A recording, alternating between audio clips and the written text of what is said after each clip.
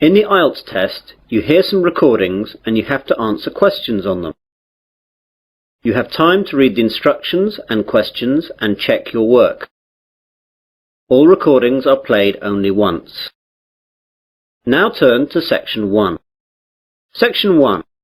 You will hear a conversation between a man and a woman as the man joins a local library.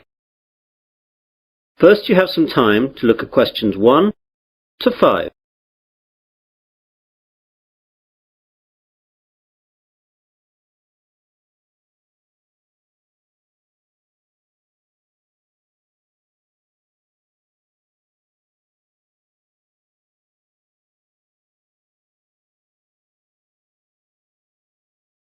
You will see that there is an example.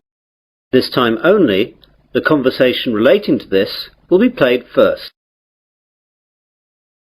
Hello, I'm new in the area and I'd like to join the library, please. That's no problem. Let me get an application form. Here we are. Now, all we have to do is fill this in and then I'll get you to sign it and you'll be a member. Great. Now then, what's your full name? Peter Adrian Camden. How do you spell Camden? C-A-M-D-E-N. C-A-M-D-E-N? Yes, that's right. So, Camden is the correct answer. Now we begin. You should answer the questions as you listen, as the recording is not played twice. Listen carefully to the conversation and answer questions 1 to 5. Hello, I'm new in the area and I'd like to join the library, please. That's no problem. Let me get an application form. Here we are. Now, all we have to do is fill this in and then I'll get you to sign it and you'll be a member. Great. Now then, what's your full name? Peter Adrian Camden. How do you spell Camden? C-A-M-D-E-N. C-A-M-D-E-N? Yes, that's right. Right. And what's your address? Flat 5, 53 Green Street, Finsbury. OK, got that. That's near here, isn't it? Yes, just 5 minutes walk. What's the postcode? 7434. Got that now. Now, can you tell me your date of birth?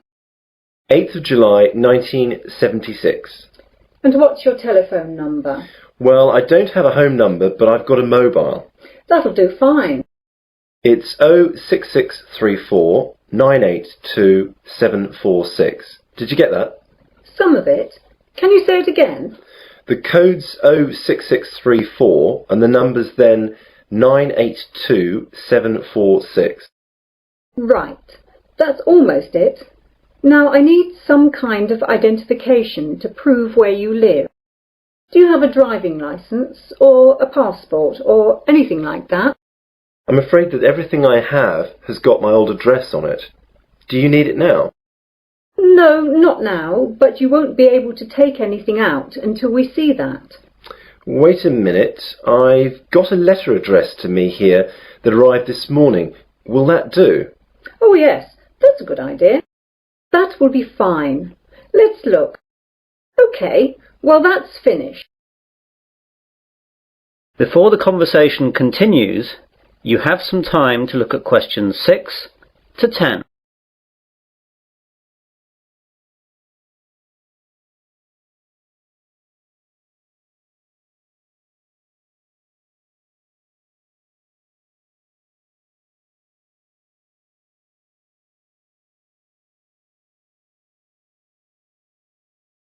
Now listen carefully and answer questions 6 to 10. Could I ask you a few questions? The council that runs the library is running a survey to find out what kind of books people prefer so that they can direct their buying. Yeah, no problem. OK, so what type of books do you like? Well, I'm very keen on mysteries. You know, when a detective is trying to find out who did the murder. Historical novels interest me too. Romance, never. My sister loves them, but they bore me to tears. I quite like books on animals too. I get them out sometimes. Not science fiction either. Too weird. Well, I think that's it then. Good. Oh, do you charge anything? The library is free unless you want to rent out some of our videos or DVDs. How much is that? Well, we rent videos out for $4 each and DVDs are $6. You must leave us a deposit of $60 as well. That's returnable, of course. I don't think I'll get any of those just yet. Can I pay later? Sure, just give the money in when you're ready to rent them out. Well, thanks very much. You've been very helpful. I might take a book out now for the weekend, if that's okay. Go ahead. Well, goodbye. That is the end of section 1. You will now have half a minute to check your answers.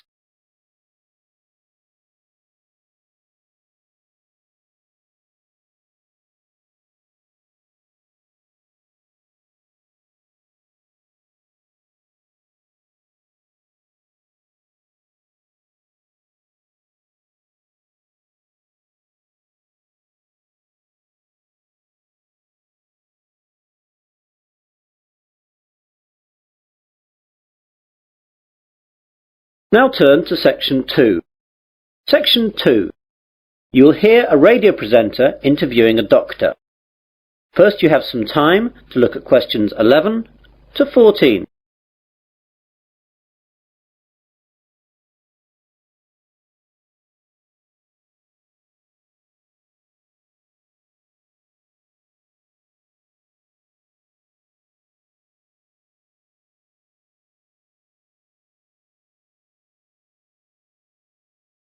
Now listen carefully to the interview and answer questions 11 to 14.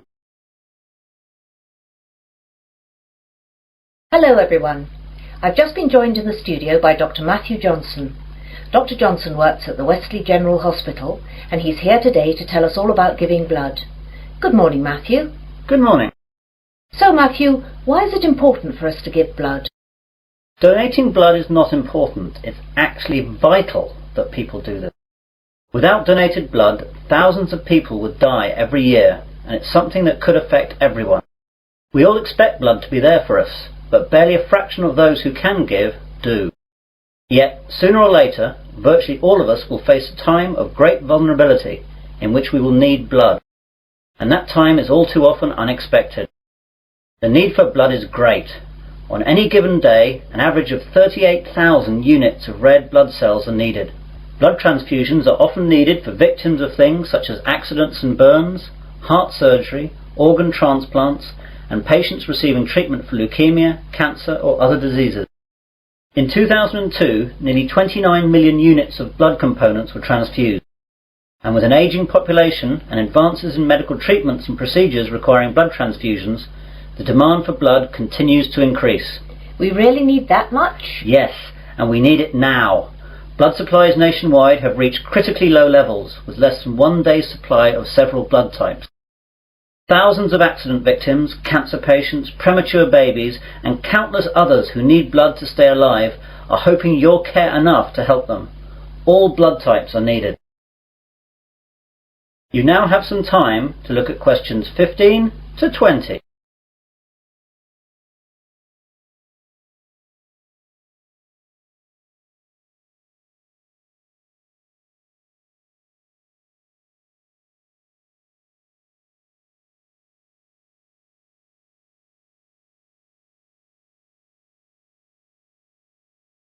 Now listen to the rest of the conversation and answer questions 15 to 20. What are the different types? It's a bit more complicated than that. First we collect the whole blood from donors and then it's sorted into the different types, which are basically O, A, B or AB, though there are also divisions here. Then the blood is split into its constituent parts. We divide it into 4 basic parts. First there are the red blood cells, then the white blood cells, then things called platelets, and finally plasma. This is shipped off to hospitals where they use the blood parts that the patients need. What are the different parts used for? Well, as I said before, the whole blood is your blood in its natural state, and something we rarely use. It's much more useful to us to have it separated into its component parts. Red blood cells are what everyone associates with blood, i.e. it's red. It's widely used to replace lost blood during surgery or when people hemorrhage.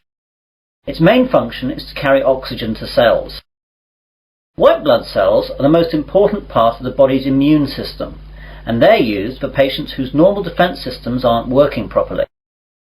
Platelets are crucial for making your blood clot, and we need to give them to patients who suffer from illnesses that deplete their natural levels of platelets, or they will bleed to death. Finally, plasma is what carries the other parts of blood around, and needs to be administered with any of the other components. Take away the red blood cells, and this is actually yellow. So that's what blood is all about. Now, you're here in Westley today to collect blood. Can you tell us where and when we can donate? Of course. We're set up here today, that's Wednesday, and for the next 2 days at Westley General Hospital at the outpatients department. Come along between 9 a.m. and 4:30 p.m. and we'll be able to deal with you within 1 hour. And let me tell you a few things that will calm your fears about giving blood. Aside from a brief needle prick, it doesn't hurt to give blood. Your body will replace the blood you donate within days of your donation. And finally, you can't catch AIDS, hepatitis, or any other disease by giving blood. And of course, you get a cup of tea and a biscuit afterwards. And can anyone give blood? Almost everyone. Donors must be in generally good health, be at least 17 years of age, weigh no less than 110 pounds, have not received a tattoo within the past year, and not have donated whole blood within the past 56 days. We screen donors with a series of questions before we take the blood, so if you're unsure, come down and we'll let you know. Please come down and see us. Remember, if you can donate 1 pint of blood, this can save up to 3 lives. Well, thanks, Matthew. I, for one, will definitely be going down to Westley General to donate.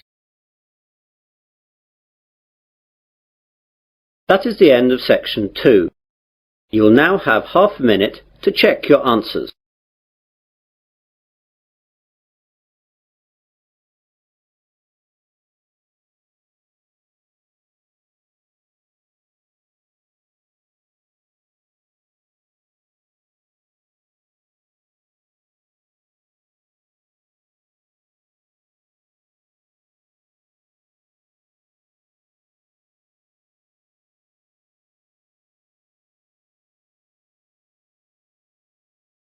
Now turn to section 3. Section 3. You will hear a conversation between 3 people about use of university computers. First, you have some time to look at questions 21 to 27.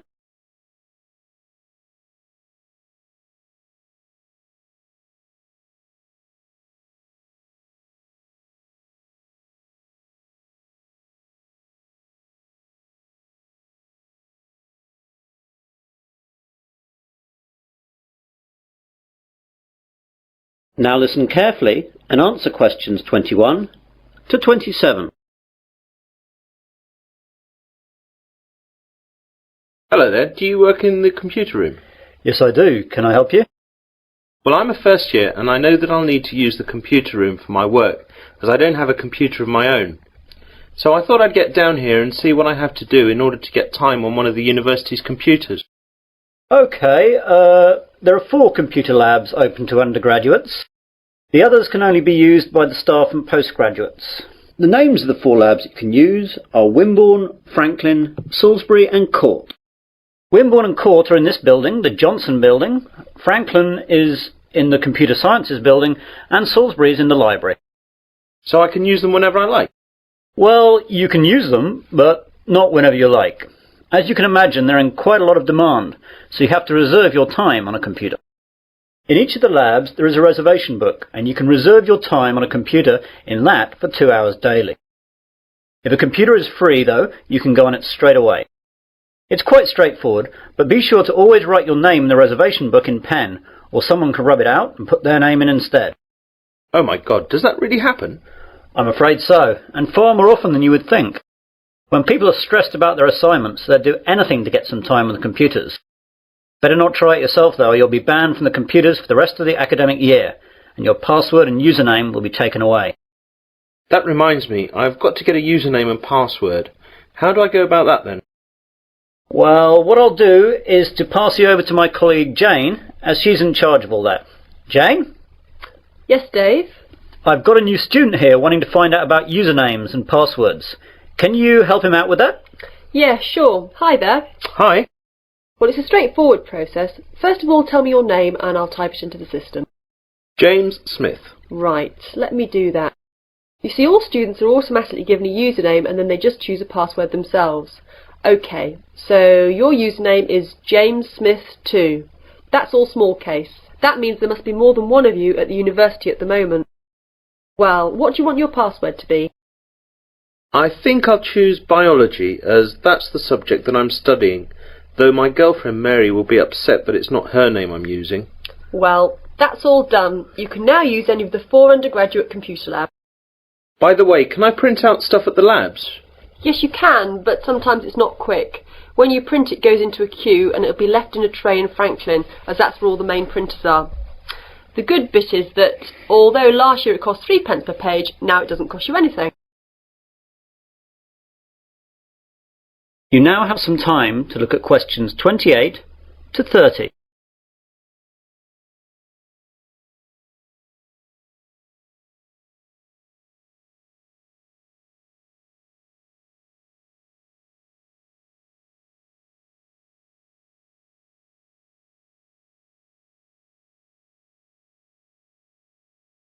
Now listen to the rest of the conversation and answer questions 28 to 30.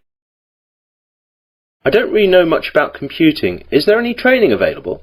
Yes, we have introductory courses for all new students. There is beginner, intermediate and advanced. Which would you like to go for? Well, I have done some, but I don't know if I'm up to anything more than beginner. I'd better stick with that. Intermediate could be too tough.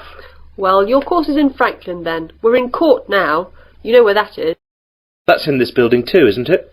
No, that's Wimborne you're thinking about. Franklin's over in the Computer Sciences building. Anything else?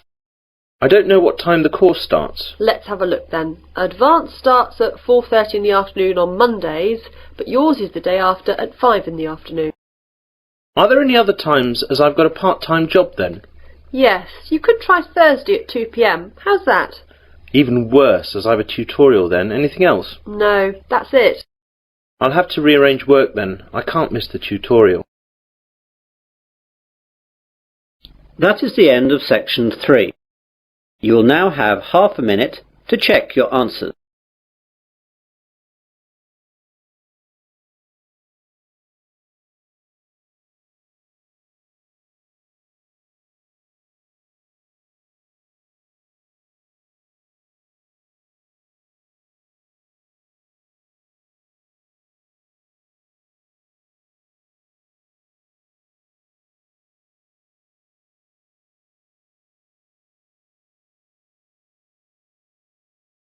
Now turn to section 4. Section 4. You will hear part of a university seminar given by a student. First you have some time to look at questions 31 to 40.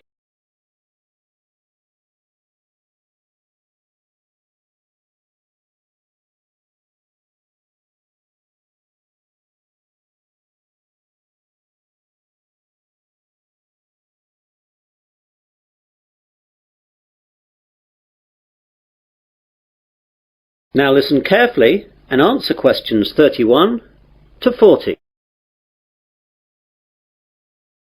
Good afternoon, everyone. In today's seminar, we're going to continue listening to different students giving us a presentation on the subject of their term paper. Now, today is Hillary's turn. So, what are you going to talk about today, Hillary? Well, some of you will know that I was brought up when I was young in Japan, and I'm going to do my term paper on Japan's bullet trains, which have revolutionized their rail industry. Japan's main island, Honshu, is covered by a network of high-speed train lines that connect Tokyo with most of the island's major cities and Fukuoka on the island of Kyushu. Japan's high-speed trains are called Shinkansen, but are known to us as bullet trains. The Japanese bullet train system is credited with being the world's first purpose-built high-speed railway, and the model and inspiration for all other similar type systems running today, such as the French TGV. The reputation it has earned for safety, speed and punctuality is unsurpassed. I'd like to give you some figures about that. As regards safety, there has never been a death on the bullet train system since its inception in 1964, other than that caused by deliberate passenger misadventure. As far as speed is concerned, the bullet train holds the current world record for the fastest average speed between two station stops, which was 261.8 kph between Hiroshima and Kokura. The train travelled 192 kilometres in 44 minutes. This record is from the 500 series Nozomi trains, running at a maximum speed of 300 kilometres an hour between Shin Osaka and Hakata. I'll talk more about them later. The punctuality puts European train services to shame. Most trains arrive at their destination after several hours to within the second. In 1 year, the total time that all bullet trains were late by was 12 seconds. This statistic is hard to believe, but it would be difficult to prove otherwise, and that's what the rail authorities in Japan have told us. Now I'd like to tell you a bit about their history. The first bullet train was introduced in 1964 by Central and West Japan Railways for the Tokyo to Osaka route. Most of these old trains have now been discontinued. There have been several bullet train models since then. The most recent ones have been the 300, 500 and 700 series, and it's the 500 series one that can travel at 300 kph. The bullet trains operating in Japan today are of the three following categories: Nozomi, Hikari and Kodama. The Nozomi trains stop only at the most important stations and reach Osaka from Tokyo in only about 2.5 hours, and it's the most modern of bullet trains that serve as Nozomi. Hikari trains stop a little bit more frequently than Nozomi trains and need roughly 3 hours to reach Osaka from Tokyo. Kodama trains stop at all stations, and they are the local trains among bullet trains. Older models of bullet trains serve as Kodama. I'd like now to talk a little bit about the technology involved in bullet trains. The Shinkansen bullet trains consist of electrically powered cars. That means basically all individual cars are equipped with electric motor driving systems. This is in contrast to locomotive trains, in which the locomotive pulls the passenger coaches. The realization of the high-speed Shinkansen with the electric train system had a great significance. The French Train à grande vitesse, or TGV, runs on a centralized power system, in which the heavyweight, high-output locomotives at both ends pull the passenger coaches. It's a system suitable to European railways, which run basically on straight tracks in wide plains with solid foundations. However, it is unsuitable in Japan, where the ground is flimsy and the tracks full of curves and undulations, and intercity distances are short, making it necessary for the trains to accelerate and decelerate frequently. One of the advantages of the electric car system is that the motor functions as a brake to reduce the speed of the train. When the power feed to the electric car motors is stopped, the wheels continue revolving, keeping the motors rotating, resulting in electricity generation by magnetic induction. As the force acts in the direction opposite to the axle's motion, it functions as a brake to the train. All the motors equipped on each coach can be utilized effectively to reduce the speed, making the electric train system advantageous on Japanese railways, which involve frequent deceleration and acceleration. In addition, by virtue of the remarkable progress achieved recently in semiconductor technologies, the electric train system has undergone tremendous improvements in power, operability and safety administration, so the system is becoming increasingly advantageous. That is the end of section 4. You'll now have half a minute to check your answers.